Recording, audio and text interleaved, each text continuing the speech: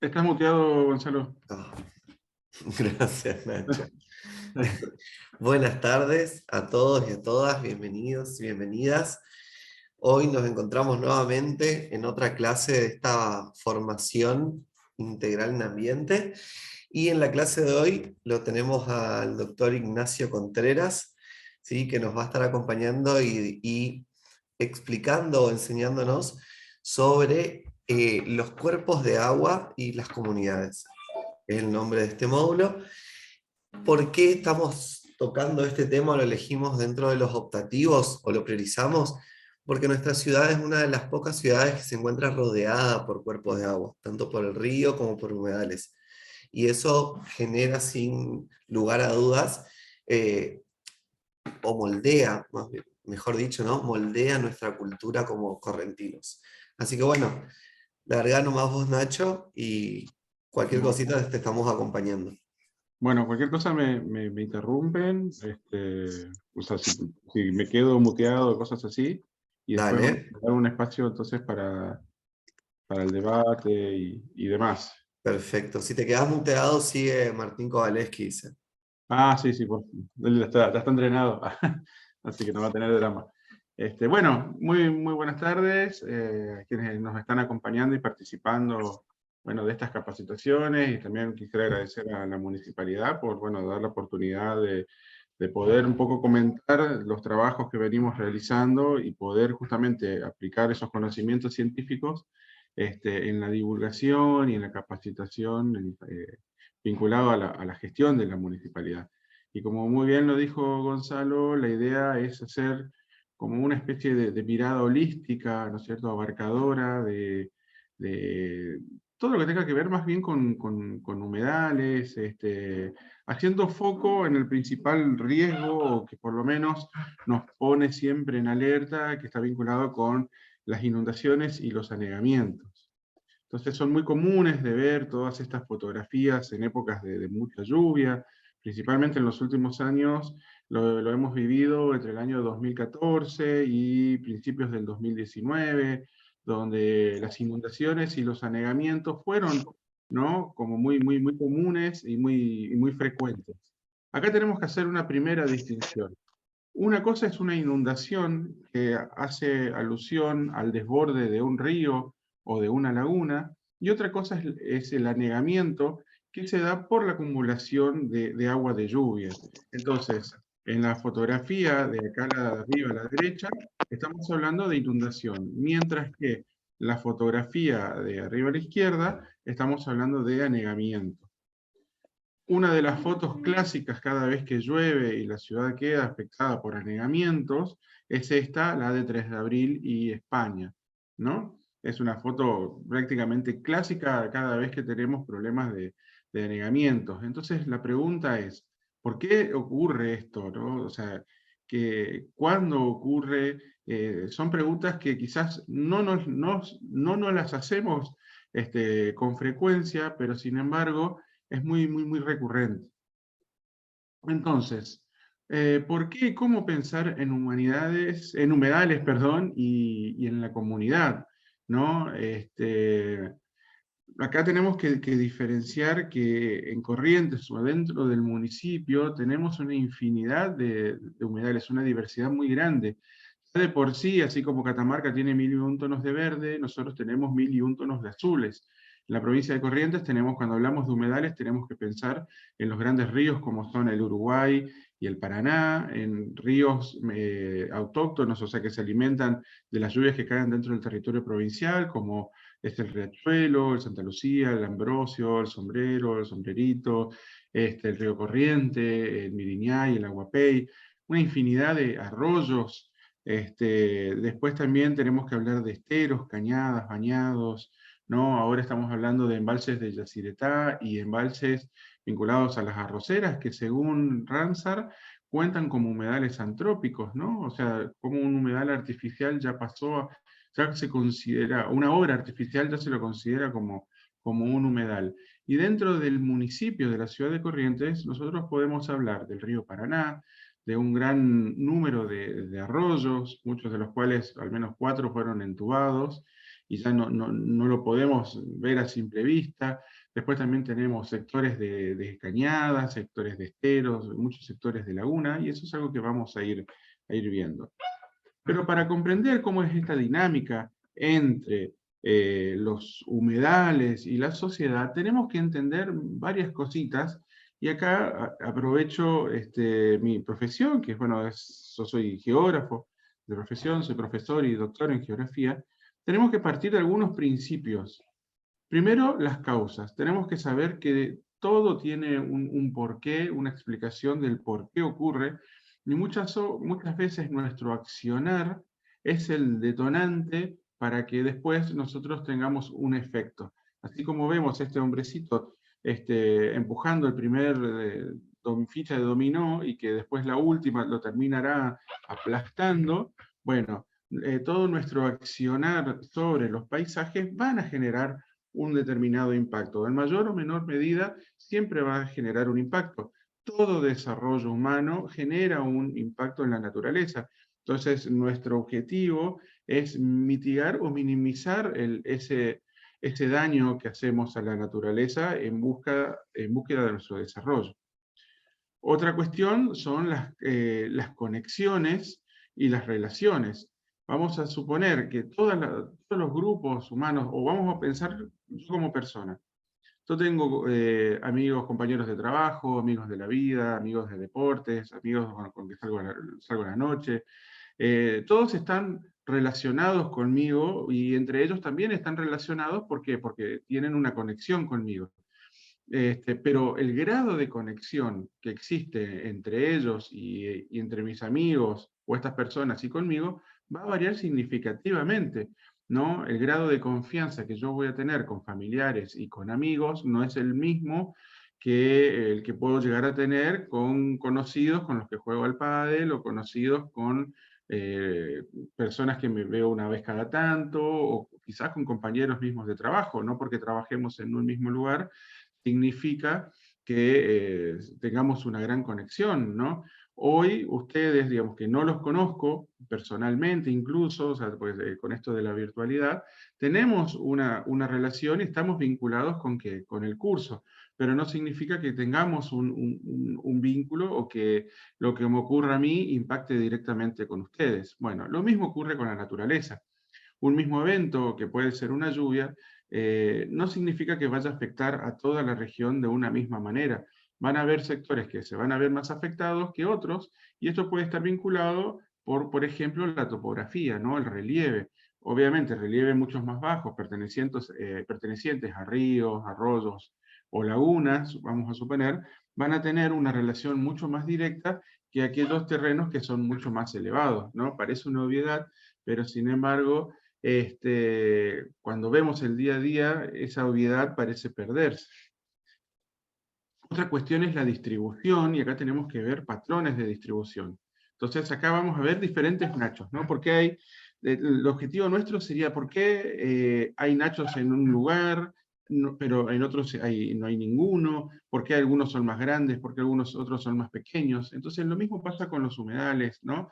¿Por qué en algunos sectores hay, por qué en otros sectores no hay? ¿Por qué en determinados lugares el agua escurre como si fuera un río, y en otros lugares como si fuera un manto, ¿no? Un escurrimiento laminar, como lo es un estero, ¿no? Entonces, todas esas cuestiones a nosotros nos permiten entender cómo funciona el paisaje, y en función de eso poder tomar determinadas medidas que nos permitan generar obras que no generen tanto impacto, o bien que reduzcan los riesgos, como por ejemplo las inundaciones. Otra cuestión muy importante es la evolución. Tenemos que saber que lo que nosotros vemos hoy, tanto en la naturaleza como en la ciudad, como en el paisaje que nos rodean, es el resultado, ¿no?, de la acumulación de diversos procesos que se vinieron dando desde el origen del universo, ¿no? Entonces, hoy lo que estamos viendo, bueno, ya sea por causas naturales, está vinculado con eventos de cambio climático, con cuestiones de glaciación. Estoy hablando, pensando en tiempos geológicos, ¿no? Con el desplazamiento de las placas, y más recientemente con cuestiones históricas, ¿no es cierto?, con procesos de fundación de las ciudades, y actualmente también podríamos decir procesos de ocupación de nuevos espacios, el hecho de vender un terreno o crecer, o que la ciudad crezca hacia un sector o hacia otro, son procesos actuales, ¿no es cierto?, pero que quizás hoy no tengan tanto impacto como si en el mañana, y en ese mañana habría que ver si es mañana literalmente o de acá a varios años. Entonces, muchas veces se toman decisiones en un determinado momento, como puede ser un periodo de seca, cuyas respuestas o cuyos impactos recién se van a ver en periodos de inundación, o viceversa. Se hacen obras en momentos de inundación y después en periodo de seca nos dimos cuenta de que no fue una buena idea. Entonces, eso también tenemos que tenerlo muy, muy, muy presente. Entonces, ¿cómo se relaciona todo esto con las inundaciones? Vuelvo a decir lo mismo, o sea, estoy encarando desde el punto de vista de las inundaciones porque quizás es el riesgo ambiental, digamos, más importante que tenemos en la región vinculado a cuestiones quizás climáticas, ¿no? Entonces, tenemos que saber que por un lado tenemos las causas que pueden ser las precipitaciones, los tipos de paisaje, el crecimiento de las ciudades. Por otro lado, las relaciones y las conexiones, ¿no? Mucha agua, y en paisajes inundables, obviamente que vamos a tener problemas de desbordes o anegamientos, el crecimiento de las ciudades en paisajes inundables, bueno, obviamente va a contribuir al riesgo de de inundaciones. La distribución, cuando hablamos de escala, tenemos que pensar no solamente en una escala espacial, si afectó a una determinada calle, a un barrio, a un sector de la ciudad, a todo el municipio, a toda la provincia, al país, sino también la escala temporal. ¿Cuánto tiempo afectó? Una cuestión de horas, una cuestión de días, meses, ¿no? La escala es fundamental a tener en cuenta, no solamente espacialmente hablando, sino temporalmente hablando. La densidad, ¿no? ¿Cuánto duró o cuánto dura esa amenaza? Por ejemplo, las lluvias, la intensidad de la lluvia. No es lo mismo tener 80 milímetros en un día, pero fueron lloviendo 10 milímetros cada 2 horas, que te caigan 80 milímetros en una hora, que son cosas que se pueden dar dentro de nuestra ciudad. Y por supuesto, patrones de distribución. ¿Por qué solamente ocurren estas cosas acá? ¿Por qué no ocurren acá? Esto nos va a permitir también tener idea de cómo poder solucionar, como ya dije, o mitigar esa cuestión. Y por supuesto la evolución de esos procesos o de esas cosas que nosotros podemos visualizar. Cómo fueron en el pasado, cómo son ahora y cómo serán, ¿no? Es fundamental. A ver cómo fueron. ¿Se sigue dando el mismo proceso o los mismos... sí, o las mismas dinámicas que en el pasado que ahora? ¿O qué cambió? ¿Hubo un cambio? Bueno, ¿ese cambio fue positivo o negativo? ¿Qué estamos haciendo ahora para poder, digamos, cambiar eso del pasado? ¿Será bueno? ¿Será malo? Bueno, el tiempo lo dirá, ¿no es cierto? Entonces, esa cuestión de evolución también es importante. Entonces, en función de estas 4 cuestiones, podemos empezar a tener como conciencia ambiental pensando en cuestiones vinculadas a humedales. Ahora, por otro lado, hay un término que se suele utilizar, digamos, que es la amnesia ambiental. La amnesia ambiental se refiere a que una población no recuerda ciertos eventos, como puede ser una inundación, y esa falta de memoria conlleva a que se sigan cometiendo los mismos errores. Y acá yo no estoy un tanto de acuerdo con esto de amnesia ambiental, porque yo lo que noto, digamos, es que los problemas que tenemos en las ciudades se da cuando se generan saltos generacionales, ¿no? Cuando pasamos o sea, vamos a poner un ejemplo concreto. Una de mis charlas que suelo dar para los alumnos o del mundo académico se titula Dime cuántas inundaciones viviste y te diré cuántos años tienes. ¿Por qué? Porque seguramente una persona relativamente joven solamente podrá decir, bueno, vi el río desbordado en el año 2015 y todas estas lluvias del 2017. Pero si nació después del 2000, digamos, fue lo único que vivió. Pero después, y yo recuerdo que en clase dije, bueno, no, pero ustedes no recuerdan la inundación del 98. y me dicen, no, profe, no habíamos nacido, ¿no? Entonces, claro, una persona que no nació o no vivió su etapa, o él no era consciente, ¿no? En el 98, obviamente no va a recordar esas inundaciones, mucho menos la del 91 o la del 83, que fueron quizás las más importantes, ¿no es cierto?, del siglo, o la del 66, ¿no? Entonces vemos que hay una recurrencia cada 20 años, 20, 30 años. Entonces quizás las personas que vivieron, vamos a suponer, las inundaciones de ahora del 2017, si no volvemos a tener tantos anegamientos o un niño tan fuerte como tuvimos en ese año, y pasan otros 20 años, recién se van a ver afectados quizás los hijos de las personas que recién vieron por primera vez lluvias importantes en el 2017. Entonces hay un salto generacional. Y las áreas más afectadas siempre son las áreas periurbanas. ¿Por qué? Porque en las áreas periurbanas de las ciudades siempre, o sea, es un lugar donde se instala población urbana, pero el contexto todavía sigue siendo rural, entonces no hay ciertos servicios, ¿no es cierto?, que permitan amortiguar, digamos, o mitigar todo este tipo de riesgos. Entonces, como estamos hablando de personas diferentes, ese término de amnesia ambiental, yo no lo usaría, digamos. Sí ocurriría si, por ejemplo, una misma población, un grupo de gente, vivió esa inundación y sabe que ese lugar se inunda y sin embargo va y se instala ahí porque se olvidó que ese lugar se inunda, ¿no? Ahí sí podríamos hablar de amnesia. Pero si no, si estamos hablando de toda una generación nueva, difícilmente, o al menos yo no creo que sea apropiado el término. También algo que tenemos que tener en cuenta es que no hay que caer en el error de decir, porque yo no lo haya visto, no significa que no exista, que eso es otro de los grandes temas, ¿no? Yo nunca vi llover de esta manera, entonces nunca existieron esas lluvias. O yo nunca vi granizar de esa manera, o nunca viví este calor.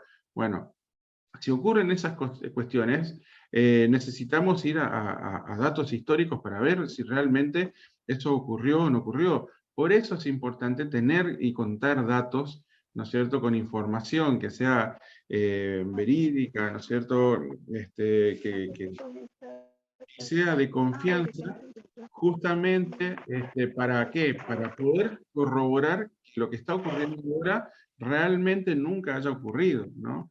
Y acá también tenemos que pensar en lo siguiente. Hoy tenemos la capacidad de poder ver imágenes satelitales donde nos anticipa la venida, ¿no es cierto?, la llegada de una tormenta, la severidad de la tormenta, con una precisión. Entrar si querés. Sí, ya volverá. ¿Sí? Entonces, pues a las 4 tengo que leer una leva acá en la iglesia. Bueno, Con podemos ver 3:30. entonces. Podemos ver entonces, con esta posibilidad de verlo en los celulares o poder ver en internet, digamos, si se aproxima una tormenta, nos permite mitigar la incertidumbre de saber si va a llover o no. Sin embargo, antes teníamos que valernos de otras señales para saber si iba a llover, o la posibilidad, ¿no?, de que se acerque una tormenta. ¿Cuántas veces dijimos, uy, hay aguaciles, se viene la lluvia? O también tenemos otros bioindicadores como cuando las hormigas hacen los caminos en las plazas, ¿no es cierto?, para acumular alimentos, es una señal de que se está viniendo una lluvia. Otras cuestiones ya también asociadas a mitos es el canto del Ipacá, ¿no es cierto? Cuando decimos que el Ipacá grita, es porque se está acercando una tormenta. Entonces, a ver, ¿en qué cambió? En que quizás antes, al no tener esta disponibilidad tecnológica, dependíamos de bioindicadores. Entonces, antes también teníamos como un acercamiento mucho más directo con la naturaleza, teníamos una conexión mucho más grande con la naturaleza. Hoy en día perdimos esa conexión porque estamos todos pendientes del celular, estamos todos mirando la pantalla y muchas veces por mirar la pantalla nos perdemos todo lo que ocurre en nuestro alrededor. Pero ¿qué ganamos? Digamos, ganamos esta cuestión de pérdida de incertidumbre porque sabemos o porque confiamos ciegamente que la información del celular, ¿no es cierto?, no, es 100% confiable. Entonces volvemos con este ejemplo también del pasado de, bueno, si quiero sacar una foto de una tormenta, la incertidumbre era tan grande que quizás tenían que estar mucho tiempo esperando a que llegue la tormenta. Muchos de ustedes recordarán que si querían saber cómo iba a estar el tiempo durante la semana, en el diario, no me acuerdo si era el Clarín, todos los domingos salió un mapa climático, o meteorológico, mejor dicho, donde más o menos uno podía ver los frentes cálidos, frentes fríos y dónde iba a llover. Hoy en día ya en el diario ya no se saca ese mapa y sin embargo, vuelvo a decir, miramos nuestros celulares y hasta podemos saber cómo va a ser la temperatura en cada momento, ¿no? Entonces, ¿qué ganamos? Si bien perdimos esa capacidad de observar los paisajes, ganamos también esa capacidad de generar datos también. ¿Por qué? Porque hoy en día todos o casi todos tienen un celular con capacidades para filmar, para grabar, para sacar fotos y subirlo inmediatamente a las redes. Entonces, hoy contamos con muchísima información. Tal es así que también aparecen los populares fake news, ¿no es cierto?, o noticias falsas, que no porque nosotros veamos en Internet una determinada foto o un determinado proceso, significa que sea real, ¿no? También tenemos que tener mucho cuidado con esto de popular Photoshop. Entonces, estas cuestiones vinculadas a procesos naturales, también tenemos que tener mucho cuidado con eso. Entonces, cuando hablamos del círculo del riesgo, tenemos que saber que por un lado tenemos la amenaza. La amenaza que está vinculada con la variabilidad climática, con los eventos extremos, o sea, con las inundaciones, con las sequías, ¿no? La recurrencia, cuán frecuentes son, con la densidad, con la duración, ¿no es cierto?, de esa amenaza. Pero también es importante saber cómo es el paisaje, cuán adaptado está nuestro paisaje ante determinada amenaza, qué transformaciones le hicimos nosotros al paisaje, y cuál es la capacidad de amortiguación hídrica, ¿no? Esa capacidad de acumular agua o de mantener, o sea, acumular agua en inundaciones o de retener agua en periodos de seca. Por otro lado, tenemos el círculo vinculado a la política y a la gestión, ¿no? ¿Por qué? Porque ellos quienes están en la gestión, deben contribuir al ordenamiento territorial, a la especulación inmobiliaria, a generar leyes y ordenanzas que sean funcionales al riesgo que queremos, ¿no es cierto?, combatir. ¿Cuántas veces por ahí solemos escuchar de, uy, se hicieron tales obras pero no sirven para nada? Digamos, entonces, si nosotros queremos evitar eso, las obras que nosotros queremos hacer tienen que tener en cuenta a la amenaza, al paisaje, pero también tienen que tener en cuenta a la población, ¿no? ¿Por qué? Porque la población es la que se va a encontrar vulnerable, tanto económicamente como en cuanto a las cuestiones de salud. Va a depender su resiliencia. La resiliencia es la capacidad de recuperarse luego de la manifestación de algún riesgo y de los conocimientos que posee la población. Entonces, estos 4 círculos son muy importantes y ahora vamos a ver por qué. Los círculos de la izquierda están vinculados con la amenaza, ¿no? Los círculos de la derecha con la vulnerabilidad. El riesgo es la unión, digamos, de la amenaza con la vulnerabilidad. Cuanto mayor es el riesgo, perdón, cuanto mayor es la vulnerabilidad, cuanto mayor es la exposición de la población ante la amenaza, mayor es el riesgo. Si nosotros queremos disminuir ese riesgo, tenemos que generar ¿qué? Obras de mitigación, herramientas de mitigación, que tienen que ver con el ordenamiento territorial, la gestión y alerta temprana, la divulgación y la concientización de la población, y obviamente generar que esas herramientas de mitigación o esas medidas de mitigación sean funcionales con la amenaza, que contemple a todos los actores involucrados y se genere una evaluación de impacto ambiental. ¿Y por qué digo esto? Porque si no, muchas veces las medidas de solución terminan generando más problemas que el problema en sí, ¿no?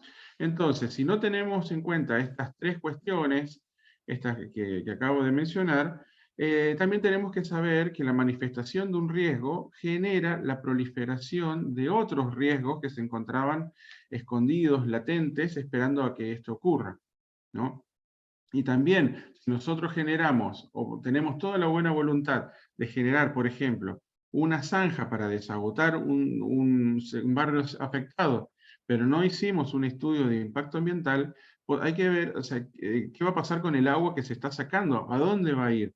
Y muchas veces también solemos escuchar que por generar un zanjeo o un bombeo se terminó afectando una zona que antes no se afectaba. Entonces, todo ese tipo de cosas tenemos que contemplarlas antes, digamos, de generar cualquier medida de mitigación de riesgo. Ahora bien, cuanto mayor es la incertidumbre, cuando estos círculos están totalmente separados, bueno, el riesgo es mayor. ¿A qué me refiero con esto? Cuando no se sabe nada de la amenaza, cuando la parte de gestión, digamos, no conoce nada, las medidas que se toman las hacen por hacerlas, sin tener en cuenta nada, y la población está totalmente desinformada y demás, obviamente el riesgo va a ser mucho mayor. Pero bueno, también ocurren otras cosas, que por ejemplo, desde el ámbito científico y académico, se generan conocimientos acerca de cuándo va a llover, cuáles van a ser las zonas afectadas, se genera información acerca de la amenaza y de cómo repercute, ¿no es cierto?, ¿cómo es que se llama?, el determinado evento. Pero si esa información no llega a los tomadores de decisiones, que estarían en color amarillo, y a la población, los tomadores de decisiones van a seguir cometiendo errores y la población también va a seguir cometiendo errores.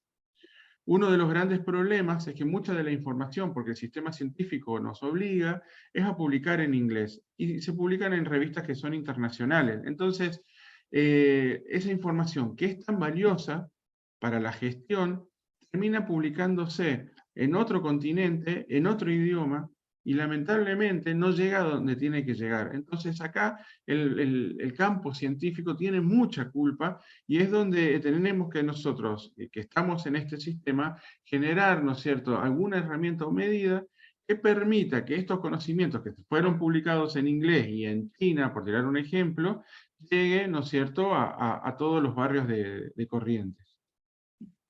Ahora, ¿qué pasa cuando también, digamos, no hay un conocimiento académico y la población y los tomadores de decisiones tienen falsos conocimientos o desinformación de cómo funciona algo? Y bueno, si ocurre esto, obviamente todas las obras o medidas que se tomen van a ser, digamos, inútiles, o sea, no va a tener ningún sentido. ¿Por qué? Porque se va a actuar sin conocimiento de causa. Y hace poco, bueno, no sé si ustedes se acordarán, esto fue creo que en el 2018, que un meteorólogo había dicho de que Chaco y Corrientes, bueno, iban a verse afectadas por las inundaciones, principalmente Corrientes, que iba a quedar bajo agua, iba a venir una ola de 5 metros que iba a destruir varias localidades del interior, ¿no? Y que incluso en la nota, después si ustedes lo buscan, mencionaba que lo que peor le iban a pasar eran las mujeres porque no se animan a subir a las lanchas. No, toda una mezcolanza de cosas. Y lamentablemente nosotros acá en Corrientes tenemos como muchos miedos a algunas cosas, ¿no? La inundación es una. Podríamos mencionar, no sé, al bombero si se quiere, pero hay otra que es la ruptura de la represa de Yacyretá. Entonces, claro, cuando ocurre esto ya empieza un miedo, ¿no es cierto?, masivo, porque aparte salió en un medio nacional, ya empiezan los medios a comunicar y eso genera pánico, ¿no?, en la comunidad. Y obviamente cuando uno sale a desmentir estas cuestiones, de que eso no iba a pasar, o sea, si bien se esperaba que llueva más, pero no iba a venir una ola de 5 metros a destruir a las localidades del interior de la provincia, acá empezaron a ocurrir diversas cosas, ¿no? Empiezan a aparecer los comentarios en las redes sociales y acá muchas veces también tenemos que entender que el desconocimiento genera que la población actúe también así de manera agresiva. Entonces, acá lo van a desmentir porque políticamente no lo conviene. Yo no estoy vinculado a ningún partido político, o sea, no tenía por qué, digamos, mencionarlo. Entonces después empezamos a ver que meteorólogos ni meteorólogos, ¿no? Dios controla todo. Entonces hay también mucha cuestión vinculada a la fe, y uno no puede tampoco ir en contra de estas cuestiones, porque si no también la población, en vez de colaborar, se va a ver va a rechazar justamente todo este tipo de aportes. Sin embargo, es importante, digamos, decir, bueno, sí, es cierto, digamos, Dios nos va a dar una mano, pero colaboremos también nosotros, porque si no, difícilmente podamos salir del problema. Y después surgen, ¿no? Acá para hablar de meteorología, se llama un geógrafo. ¿No? Y empiezan todos estos comentarios así agresivos, incluso ya atacando a la ciencia misma, ¿no? Entonces, ahí decía, como es que un médico clínico no es un médico vascular, dice el comentario acá de esta persona.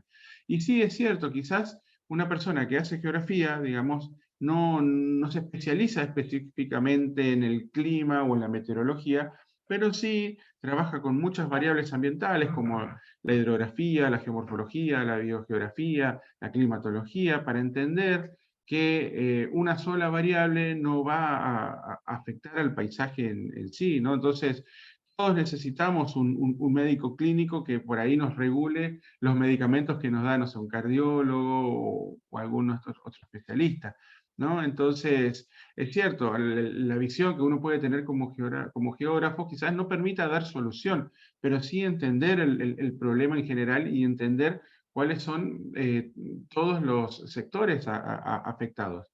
Por eso, cuando estamos hablando de la gestión municipal, yo no digo que todos tengan que saber absolutamente todo, porque es imposible, pero sí existan, ¿no es cierto?, personas que se vayan especializando en su campo y que quien tenga que tomar la decisión sepa a quién llamar o a quiénes llamar cuando ocurren este tipo de cuestiones.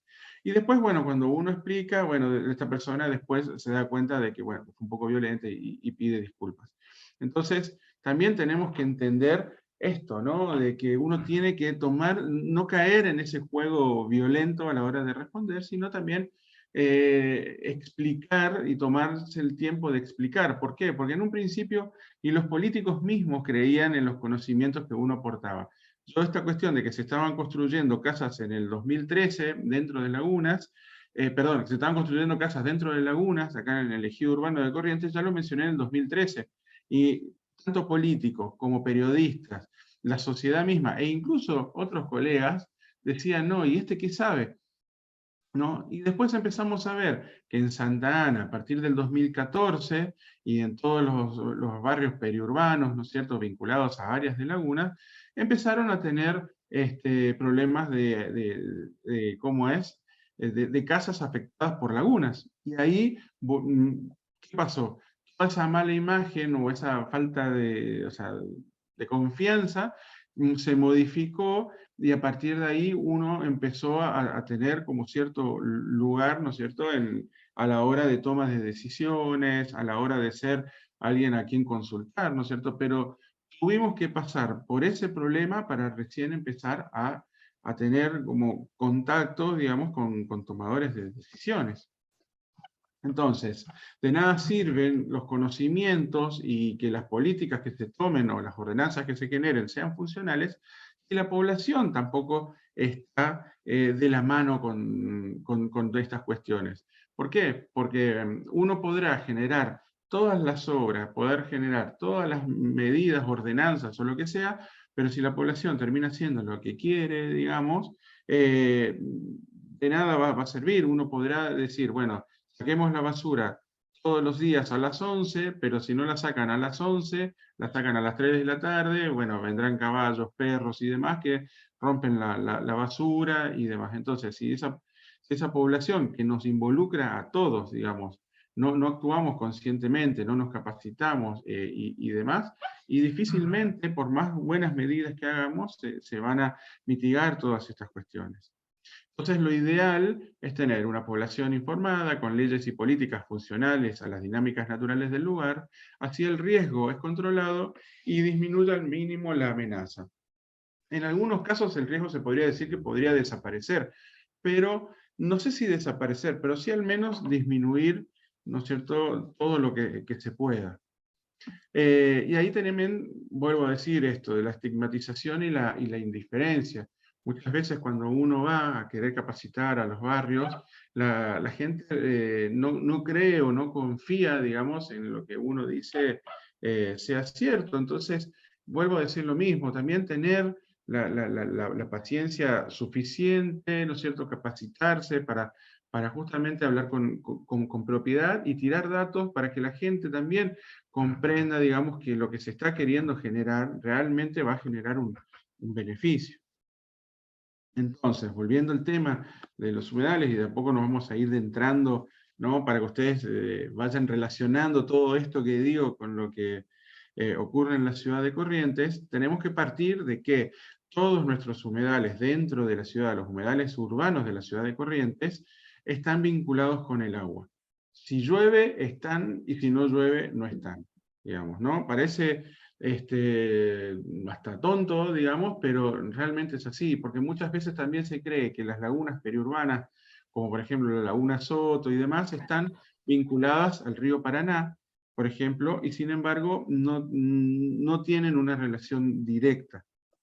Entonces, veamos qué pasó desde 1962 al 2017, yo me olvidé de actualizar este gráfico, pero vamos a ver que, no, si bien el promedio de la ciudad de Corrientes es que lluevan anualmente 1.400 milímetros, y está indicada acá con esta línea roja, vamos a ver que no todos los años llueven 1.400 milímetros, ¿no? Muchas veces se superan, otras veces ni siquiera se alcanzan o no se superan los 1.000 milímetros, y otras veces, como pasó en el 2016, 2017, 2018 y 2019, se alcanzaron los 2.000 milímetros.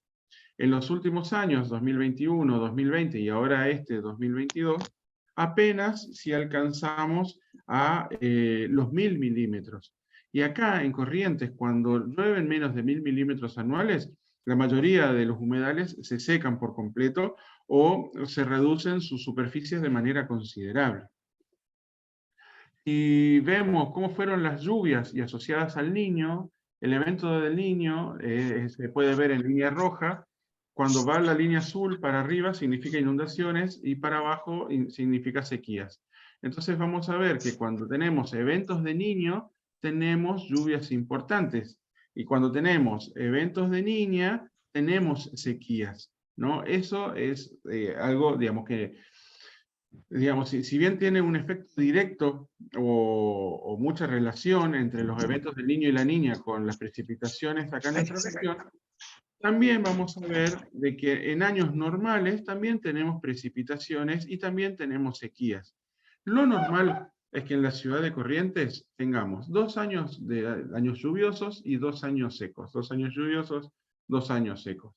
Pero ¿qué pasa? Cuando viene un evento del Niño, estos 2 años pueden prolongarse 4 años, 5 años, o lo mismo con la sequía. Estos años pueden prolongarse, entonces en vez de tener una sequía de 2 años, vamos a tener una sequía de 3, 4 o 5 años, ¿no? Ahora estamos en un evento de sequía que ya empezó prácticamente a mediados del 2019, y que fue o sea, obviamente el desencadenante de todos los focos de incendios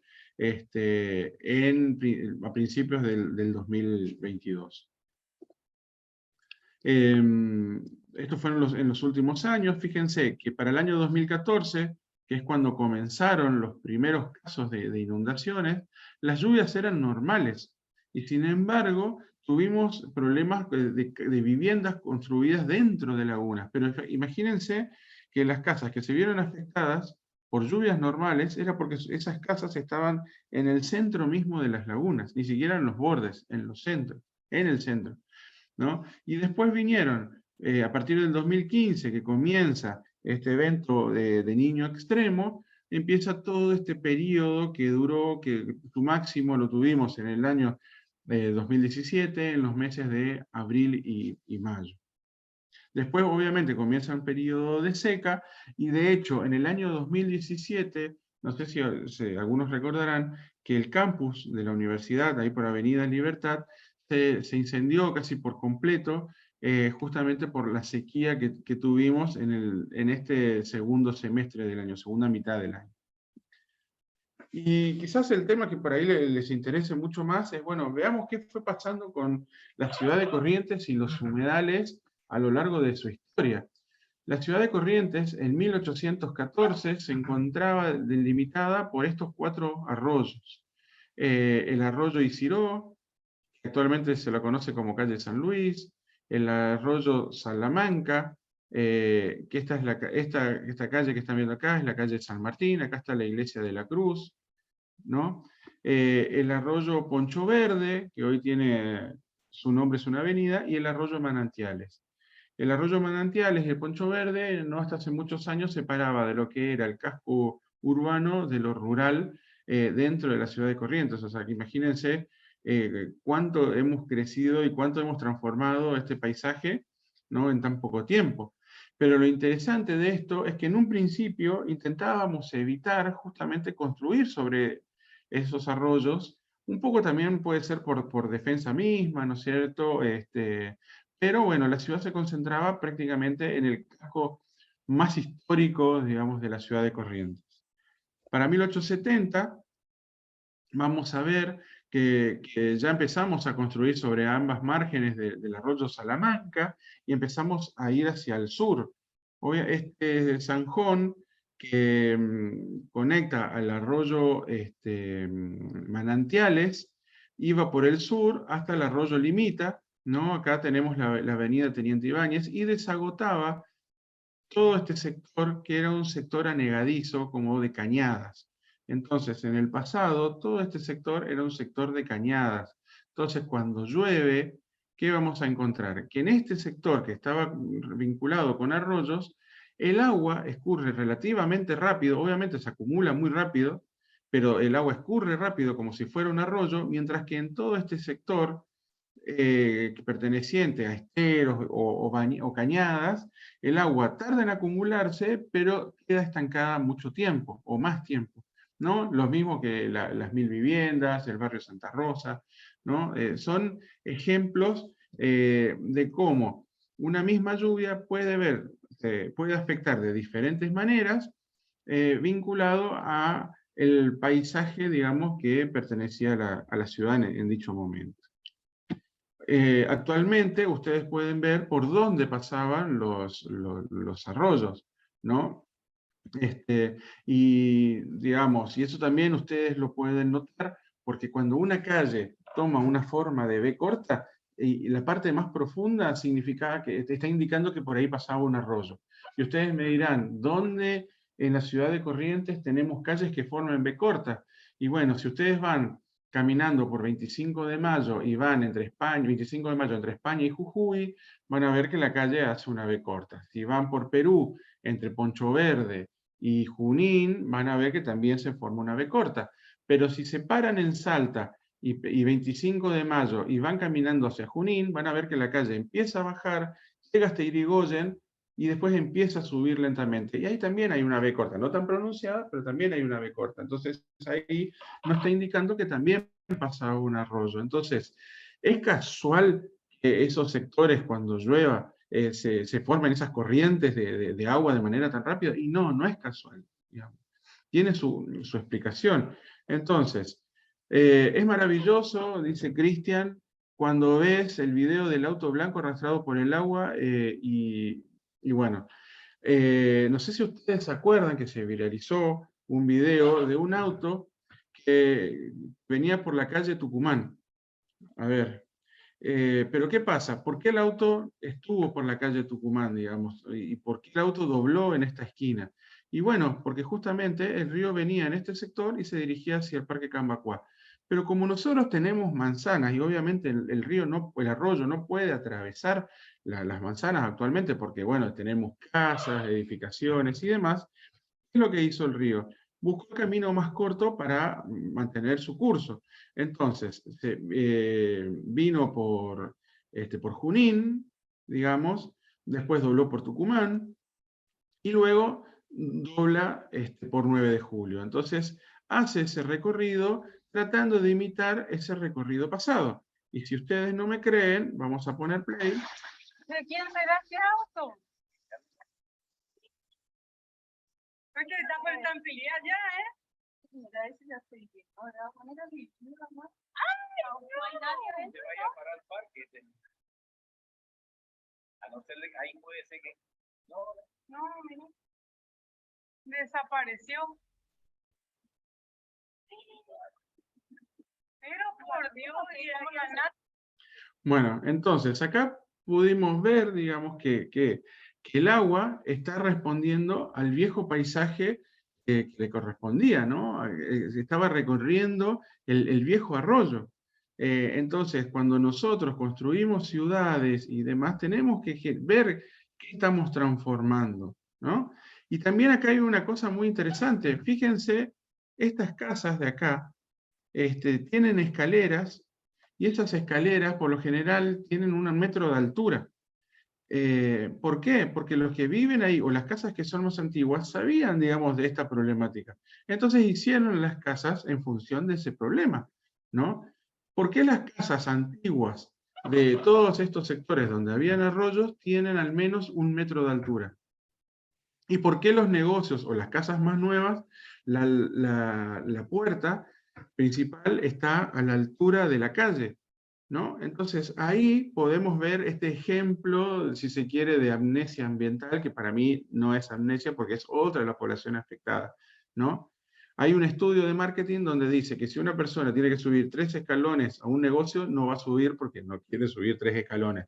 Pero si no suben esos 3 escalones en estos casos, bueno, el que pone un local y va a perder absolutamente todo, ¿no? El local, no por pasar un sponsor, digamos, pero el local de Junín y Buenos Aires, de don Cecilio Pollo, tuvo que poner unas barreras, digamos, también, porque si no, cada vez que llueve, el agua le va a ingresar y puede perder absolutamente todo.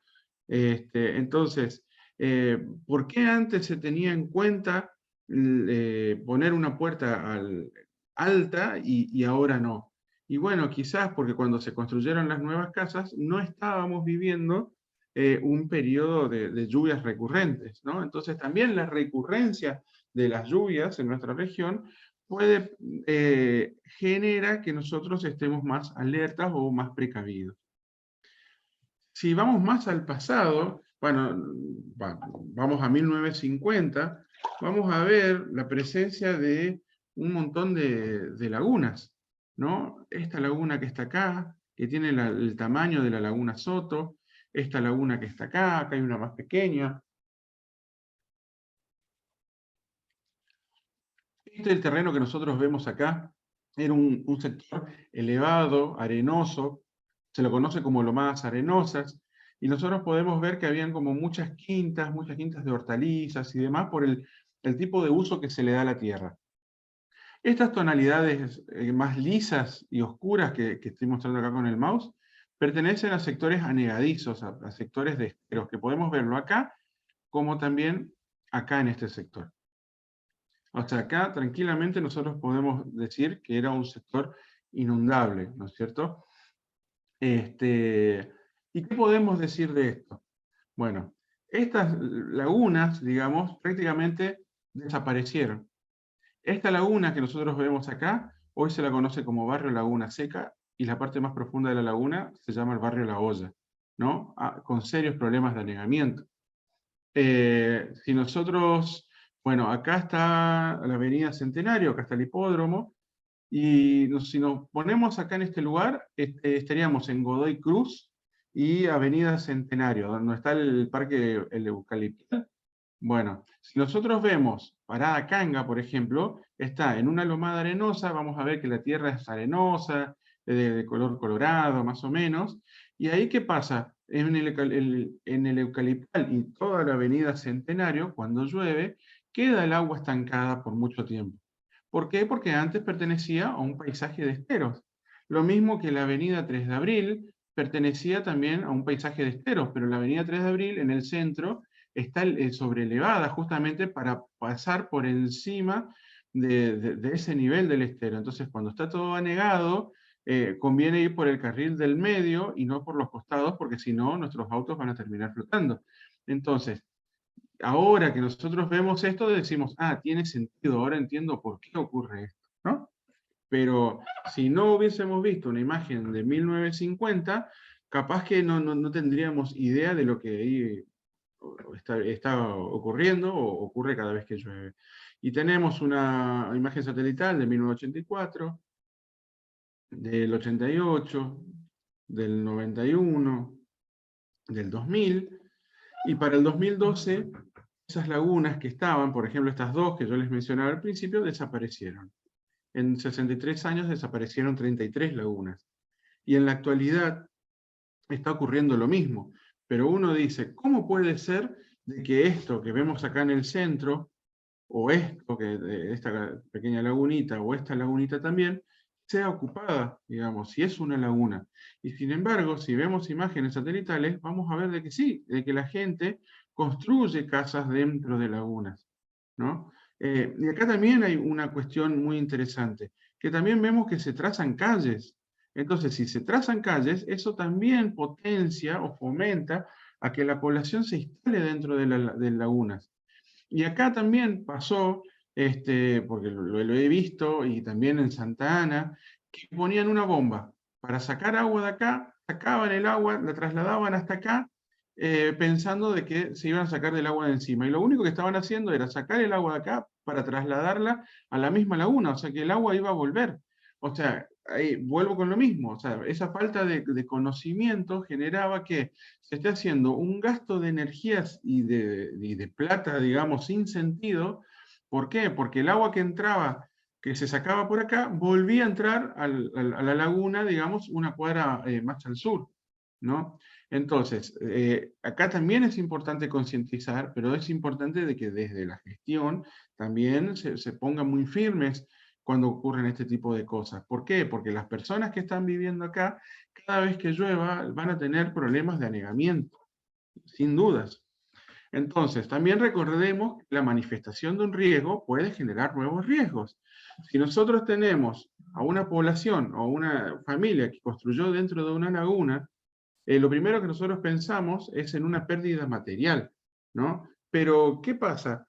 En los barrios periurbanos no existen cloacas. Entonces, ¿qué tenemos? Un pozo ciego, ¿no? Y ese pozo ciego, si sube el nivel del agua de la laguna, va a subir también el nivel del pozo ciego. Entonces, la milanesa que se comió hace 3 días va a flotar y va a estar flotando al lado de las personas. Y perdón si alguien está almorzando, terminó de almorzar, pero digamos, y para ser muy crudos, y vuelvo a decir, y disculpen la expresión, pero digamos que van a estar flotando, o sea, va a haber caca flotando, digamos, ¿no? Entonces no solo se ve la salud, ¿cómo es? Una cuestión material afectada, sino también una cuestión de salud. Y no solamente una cuestión de salud física, sino también una cuestión de salud psicológica, porque imagínense una familia que se ve afectada de esta manera cada vez que llueve en años donde llueve mucho, ¿no? Entonces esa resiliencia, esa capacidad de recuperarse se va a perder, ¿no? Entonces, por eso es importante esto de concientizar y generar obras, ¿no es cierto?, de mitigación y que realmente sean eficientes. Y después, bueno, ocurrió esto, o sea, cuando empezamos a mencionar de que muchos de los casos se daba por el crecimiento de barrios privados, bueno, surgieron estas crisis ahí donde, bueno, el ICAA decía de que no era necesario frenar las obras, o sea, no las obras, sino cómo es la habilitación de barrios privados. Pero ¿qué ocurre? Claro, se habilitan barrios, la gente construye muchas veces sin permisos municipales, y después cuando se ven afectados te exigen que la municipalidad salga a paliar, digamos, todos los errores que se cometieron, desde el barrio privado hasta ese vecino que construyó la casa sin pedir autorizaciones y demás, ¿no es cierto? Entonces, ahí también muchas veces la capacidad de reacción que tiene, digamos, por ejemplo, las municipalidades cuando ocurren este tipo de eventos que se afectan grandes o muchos sectores, digamos, de la ciudad, difícilmente puedan abastecer o satisfacer la demanda de todos. Entonces, por eso es importante tratar de generar obras antes de que venga el problema, anticiparnos al problema, ¿no? Que no actuar una vez que está. Y para que ustedes vean la diferencia entre lo que es Corrientes en un año normal y en un año lluvioso, les muestro estas dos imágenes satelitales. Entonces, fíjense, con color azul, cómo es la provincia de Corrientes, el sur de Paraguay y la provincia del Chaco, en años muy lluviosos. Y todo esto queda todo bajo agua. Y fíjense, estos sectores que yo les mencionaba, que son como más lisos, son sectores vinculados a esteros y cañadas, que es algo que si bien lo vemos a muy pequeña escala, pero lo podemos visualizar, digamos, en estos sectores. Entonces, en síntesis, conocemos cuáles son las causas, los montos y las recurrencias de las lluvias, conocemos los paisajes naturales y sus respuestas en eventos extremos, sabemos cuáles son los sectores inundables y los anegables dentro de la ciudad, conocemos los procesos de ocupación de nuevos espacios y durante qué periodos hay mayor riesgo, y estamos capacitados para aportar con la planificación urbana, ¿no? Entonces, a la hora de analizar el riesgo, y por ahí podemos llegar a pensar, digamos, en alguna actividad, primero tenemos que ¿no? analizar el riesgo en distintos barrios. Por ejemplo, sería muy interesante que ahora que bueno, que estuvieron viendo esto, que después mediten qué ocurre, digamos, en sus diferentes casas, en sus barrios. Entonces, determinar, bueno, el área de estudio, ¿en qué barrio estoy? ¿No? Analizar la amenaza, ¿no? ¿Qué pasó cuando llovió mucho en los últimos años? ¿Cómo era el agua? ¿El agua escurría? ¿El agua se acumulaba? ¿Cuánto tiempo estuvo acumulada? ¿Hicieron obras? ¿Qué obras se hicieron? Digamos? ¿Hubo un cambio o no cambió en nada? ¿No? Después, analizar las respuestas del paisaje, bueno, la geomorfología y hidrografía, eso digamos, va a ser más complejo, pero sí me parece que está bueno, digamos, que ustedes piensen en cómo es el relieve de sus barrios. Igual esta presentación va a quedar para ustedes y después pueden utilizar las imágenes o bien ayudarse con las imágenes de Google Earth, que son gratuitas para todos. Y después, bueno, analizar aspectos vinculados al planeamiento urbano, a la gestión, a la alerta temprana del riesgo, y qué características tiene la población que se ve afectada en los diferentes sectores. Yo hay algo que vuelvo a decir, o sea, uno no pretende que todos sepan todo, digamos, pero si cada uno aporta con su granito de arena y hay quizás un grupo de personas, digamos, que respondan, ¿no es cierto? Porque como dice el dicho, lo importante es no saber, sino tener el teléfono de quien sabe, ¿no? Entonces, de esa manera yo creo que se va a lograr que estos riesgos se logren controlar. Pero para que los riesgos se logren controlar, digamos, tenemos que actuar antes de que ocurran y no detrás del problema como estamos acostumbrados a hacerlo. El tema también es que como nosotros difícilmente vamos a pensar en inundaciones cuando nos estamos incendiando o vamos a pensar en incendios o sequías cuando nos estamos inundando. Entonces también uno entiende que los tiempos políticos no muchas veces o exigen, digamos, que hayan prioridades, ¿no? Pero si no empezamos a pensar de esta manera, de anticiparnos a los problemas, a no valorizar los humedales que tenemos, a seguir actuando inconscientemente, sin ser empáticos con el ambiente, y bueno, difícilmente podamos mitigar estos riesgos y los errores que cometimos en el pasado de entubar arroyos, de construir casas sobre arroyos, de construir casas sobre esteros, construir casas sobre lagunas, la vamos a seguir repitiendo porque de hecho en la actualidad lo estamos haciendo. Lo importante es que actualmente también desde la municipalidad, desde la Subsecretaría de Planeamiento Urbano y desde la Subsecretaría de Ambiente, estamos contribuyendo justamente en generar inventarios de humedales municipales y demás. Pero vuelvo a decir lo mismo, se podrán generar herramientas, pero si no capacitamos a la población, estos errores se van a seguir repitiendo. Y bueno, muchísimas gracias y espero que haya sido de interés y bueno, y haya podido contribuir con un granito de arena en esta cuestión vinculada a la formación en cuanto a cuestiones ambientales en la ciudad de Corrientes. Muchas gracias.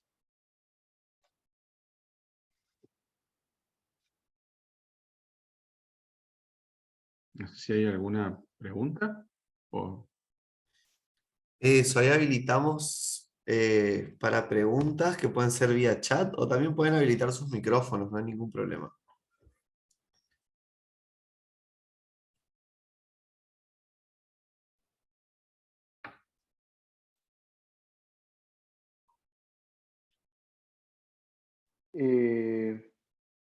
Carlos Romero había dicho hace un ratito que ciudades esponja es lo que permite tener una planificación con huella hídrica nula. Antes se usaban soluciones basadas en la naturaleza, dice. Ajá. Bueno, sí, bueno, una de las cosas que, por ejemplo, se critica es la pérdida, por ejemplo, del corazón de manzana y demás, que eso está también ocurriendo con el desarrollo también de muchos edificios, porque antes las casas también tenían como amplios patios, el popular fondo de la casa, pero acá el problema que estamos teniendo principalmente es que estamos construyendo sobre humedales. Entonces, es como que, a ver, estamos sacando espacios que naturalmente acumulan agua, lo que implica que después tengamos que hacer obras para acumular el agua o sacar el agua que no podemos naturalmente acumular. Entonces es como que estamos haciendo, haríamos como un gasto, me parece yo, sin sentido. No sé si sin sentido, pero sí un gasto que se podría evitar, ¿no? Por ejemplo, utilizar estas lagunas, yo no digo o sea, dejarlas así como están, se pueden hacer espacios recreativos alrededor, ¿no es cierto? Hacer un realce paisajístico del barrio, porque incluso si nosotros tenemos estos espacios y generar plazas alrededor de estas lagunas, evitamos, por ejemplo, que toda una población del este de la ciudad de Corrientes se desplace hasta la costanera los domingos, porque el único lugar donde podemos ver agua, digamos, es en la costanera. Entonces uno tiene como mucha migración de población, ¿no? Entonces se podría empezar a generar, qué sé yo, o parques alrededor, biocorredores, que también es una de las propuestas que nosotros presentamos en la municipalidad. Este, pero sí, esto de absorber el agua también es algo que creo que lo estaban empezando a, no sé si acá en la ciudad, porque desconozco, sé que en Chico se les pedía a los edificios también que alberguen cierta cantidad de agua. No sé, Carlos, si querés comentarnos un poco de qué se trata. Hola, ¿qué tal? Bueno, Carlos Romero es mi nombre, no sé, ¿se escucha bien ahí? Sí, sí. Bueno, todo básicamente el concepto de ciudad esponja es poder hacer un manejo adecuado del agua, que como bien dijiste es un recurso que por momentos vamos a tener en exceso y cada vez más frecuentemente parece que nos va a faltar. Ahí es donde yo digo que la infraestructura que se planifica y cómo se plantea la ciudad debe acompañar a esa posibilidad de poder tener puntos de captación de agua de lluvia, así Mm, como, bueno, el Cambacuá creo que es un buen ejemplo del piletón ese que cuando llueve mucho se inunda y bueno, es como que alivia un poco la descarga, no sé, se habrá planificado así, desconozco, no sé mucho del tema.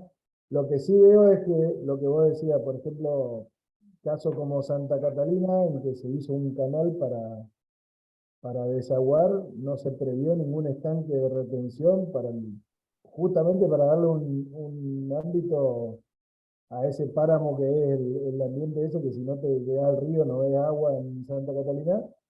mm, No haber pensado en tratar de retener agua de lluvia o el agua de los desagües que vaya con un proceso de tratamiento localizado y poder mantenerlo en un ciclo que no termine en el río y del río al mar. Bueno, me parece que deberíamos poder replantearnos todos los proyectos. Lamentablemente, desde mi punto de vista, el concepto de una planta de tratamiento de efluentes única en la ciudad que lleve el agua de los baños de Molina Punta hasta Santa Catalina, con un gasto energético enorme y para que después se tire el río, me parece algo impensado en el año 2022, ¿no? Y por eso el concepto de ciudad esponja, es decir, bueno, cómo localmente ir resolviendo las cuestiones con pavimentos permeables, con ambientes como humedales artificiales o con mm, retención eh, que los mismos edificios puedan retener el agua de lluvia para evitar los anegamientos que no vuelquen todo el agua en el mismo momento en un pico de lluvia, por ejemplo, que genere inundaciones en las calles. Básicamente eso, pensar un poco cómo repensar que todos los proyectos que solemos ver son cuestiones que creemos que están bien hechas porque siempre se hicieron así, pero en realidad hay muchas nuevas maneras de pensarlo y con soluciones locales. Sí, sí, incluso vos dijiste algo muy, muy interesante también al principio, que también me lo habían planteado, de utilizar el agua de lluvia, por ejemplo, qué sé yo, en colegios y demás, qué sé yo, que después puede ser utilizada para limpiar pisos o cosas así. ¿Por qué? Porque nosotros utilizamos agua que tiene un costo de potabilización muy alto, y muchas veces esa misma agua la usamos ¿para qué? Para regar, limpiar el piso, y un montón de cosas que tranquilamente podríamos usar agua de lluvia, ¿no? Para poder hacerlo. Entonces, esto yo creo que también podría ser algo a implementar en el corto plazo, digamos. Este, Más que nada para tener un mayor uso del agua de lluvia y que no llegue directamente, digamos, a la calle y no genere los anegamientos. Obviamente no, si todos empezamos a juntar agua, tampoco vamos a evitar que esto que ocurran anegamientos, pero sí, por lo menos vamos a tener un mejor aprovechamiento de los recursos. Y sí, es muy, muy interesante lo que estabas planteando. Acá la Agrego a señora Nora, eso, perdón, la señora Nora Sandoval dice que en el barrio Doctor Montaña se está terminando de construir a la vera del arroyo Pirayuí, es darle una utilización práctica y revalorizó las zonas. En el barrio Bañado Norte, al contrario, se hizo pavimento sobre napas superficiales. Ahora es un problema a resolver. No se integró estudios. Claro, y sí, eso bueno, lo del Bañado Norte no sabía, pero sí vi lo del arroyo Pirayuí, porque vi la noticia, no me acuerdo si fue a finales del año pasado, y eso me pareció muy interesante, porque también otro de los problemas es que la gente construye bien sobre la margen del río, ¿no? Entonces también construir paseos ribereños, ¿no es cierto?, que acompañen a los ríos, no solamente te genera ese realce paisajístico y una zona de recreativa, sino también evitas de que la gente se instale al lado y con eso también, digamos, disminuís el riesgo de las inundaciones. Eso me pareció algo muy, muy bueno, ¿no? Es preferible que se te inunde, digamos, un paseo ribereño o un camping, por decirlo así, o una cancha de fútbol o de básquet, digamos, a que se te inunde población con pérdidas totales, ¿no es cierto?, bueno, que vemos en las casas. Y el caso del Bañado Norte no lo conocía, pero sí voy a averiguar a ver de qué se trata. Y después la arquitecta Lucía Bejarano menciona el trabajo realizado por el arquitecto la arquitecta López, sí, lo conozco, de hecho siempre dijimos que para trabajar juntos, el tema de las lagunas. Y sí sé que ellos también con su grupo de investigación están trabajando el tema de los barrios cerrados y demás sobre la Ruta 43, así que lo conozco. Cisternas de acumulación de agua de lluvia, ahí lo estaba diciendo Mabel. Sí, eso no, me lo habían dicho hace muy poco, como propuesta, y me pareció muy, muy interesante. Realmente nunca lo había pensado, y realmente es algo interesante para aprovechar, más que nada para el riego, para la limpieza de pisos y demás, ¿no? No digo en hospitales donde hay que mantener ciertas cuestiones de salud y demás, pero sí qué sé yo, en escuelas puede ser un punto de partida interesante. No sé si alguien más tiene algún comentario o consulta.